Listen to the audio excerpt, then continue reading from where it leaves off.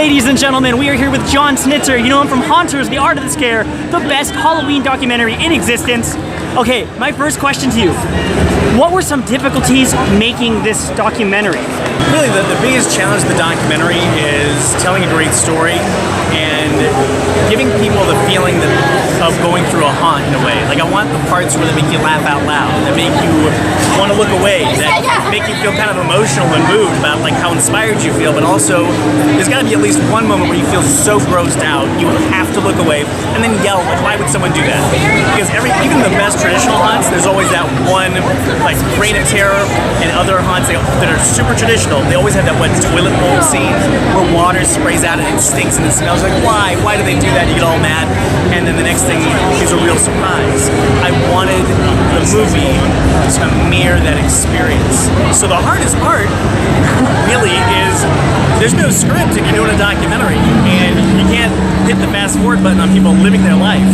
So when someone's about to do a big professional haunt in the movie and all of a sudden it looks like that's getting shut down, and I'm like, so when's your next one open up? And like, maybe a year or two? I was like, oh my God.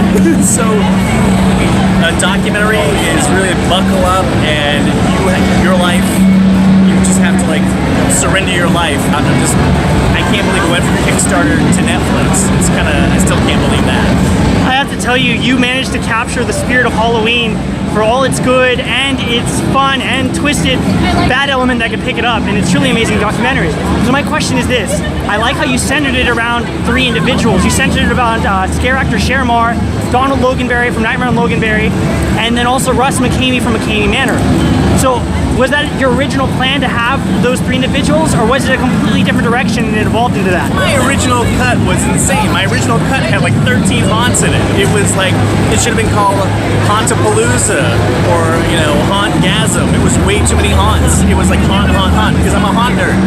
And if you liked haunts, it was rad. If you didn't, it sucked. And I was like, wait a minute, we need to tell a story. And we need to make sure that I'm not just getting my enthusiasm and love of haunts run away wild with me.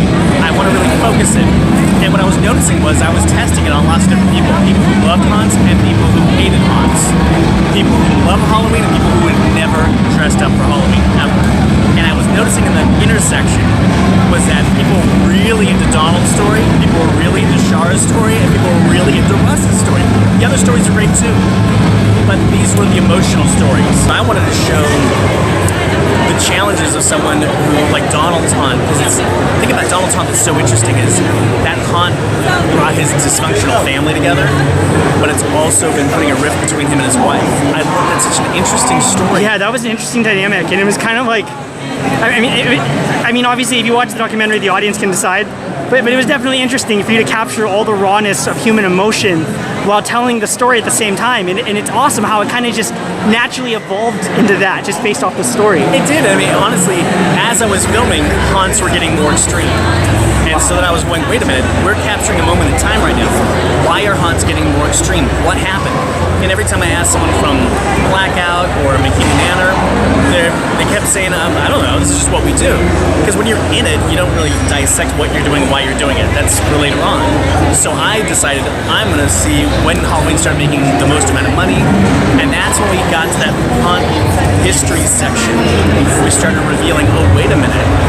People use haunt horror as a way to escape. Find out that during 2001, right after September 11, 2001, that's when Not Scary Farm, Universal, they were selling out, and haunts across the country were selling out because people, they wanted that therapeutic value of getting scared. I like to call it scarapy, and we kind of need that release as adults. So I wanted to capture all this and get the stories behind the people who are doing this stuff. Of course, Russ McKamey's storyline got bigger because I couldn't believe what he was doing. Yeah. I couldn't believe what he was doing.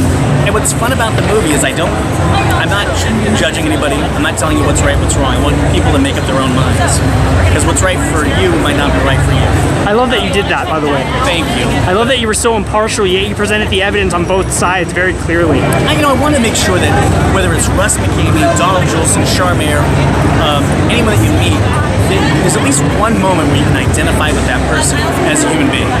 You have to at least, I don't care who it is, if you don't ever see eye to eye with them at least one time, then you can't, then all you're doing is just being an angry mob throwing things with boo, and it's like, that's not fun, that's not interesting.